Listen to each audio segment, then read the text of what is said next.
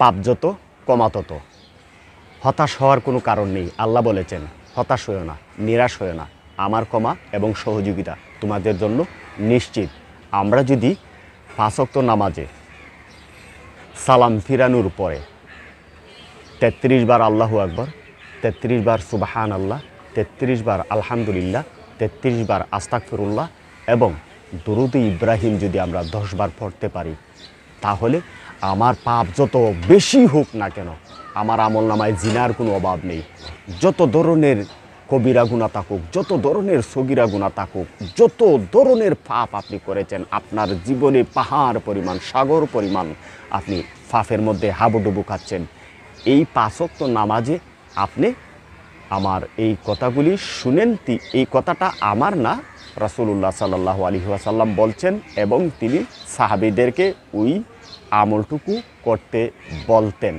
আপনি এই আমলটা করার মাধ্যমে যদি আপনি আল্লাহ তাআলার কাছে কিছু চান, তাহলে আপনার জীবনে যত পাপ আছে ওই সমস্ত পাপকে নেকি দিয়ে তিনি পরিপূর্ণ করে দিবেন। কারণ তিনি যে আমাদেরকে প্রচণ্ড ভালোবাসেন, তিনি যে আমাদেরকে কল্পনাতীত ভালোবেসে থাকেন।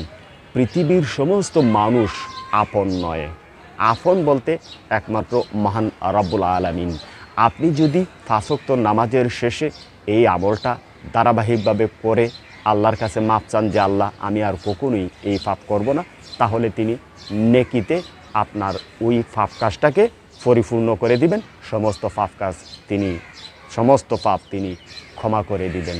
প্রিয় ভাই ও বোন, আমরা যারা আমাদের এই আলোচনাটা শুনছি, দেখছি, অবশ্যই আমি অনুরোধ করব যে আপনি 5 ওয়াক্ত নামাজের পরে সালাম ফিরানোর পরে আপনি যদি ওই আমলটা করেন, আমি গ্যারান্টি দিচ্ছি আপনার জীবনে যত ধরনের সমস্যা থাকুক সব সমস্যা আল্লাহ তাআলা দূর করে দিবেন। আমরা একটা কথা ভালোভাবে জানি, ওয়াল কাদরি খাইরিহি, ভালো এবং মন্দ সব কিছু এখানে লিপিবদ্ধ করা। যিনি লিপিবদ্ধ করে দিয়েছেন, আমরা তার কাছে হাত তুলে ফকিরের মতো চাইব যে আল্লাহ আমি ফকির, তুমি বাদশাহ, আমি অসহায়, তুমি আমার সহায় হও, তুমি আমাকে সাহায্য করো, তুমি আমাকে দয়া করো, আমার পেরেশানি দূর করো, আমার হতাশা দূর করো, আমাকে অভাবগ্রস্ত থেকে বের হয়ে আসা তৌফিক দান করো।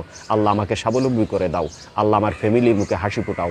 আল্লাহ আমার ফ্যামিলিকে সমস্ত বদনজর থেকে, সমস্ত খারাপি থেকে হেফাজত করো। তিনি আপনার কথা অবশ্যই শুনবেন। এই 5টি আমল করার জন্য আমি আপনাদের সকলকে বিনীত অনুরোধ করব। সকলের সুস্থতা কামনা করছি। সবাই ভালো থাকুন। আল্লাহ সকলের কল্যাণ করুন। আমাকে দিয়ে শুরু করুন। আসসালামু আলাইকুম।